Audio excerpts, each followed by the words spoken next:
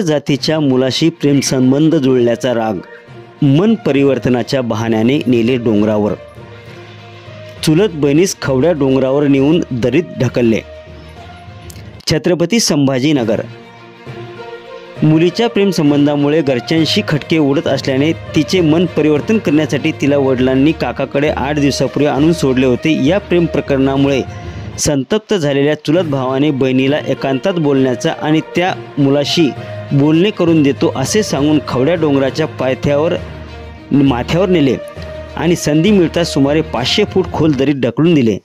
Honour किलिंगची ही घटना सोमवारी तिसगाव शिवारात घडली.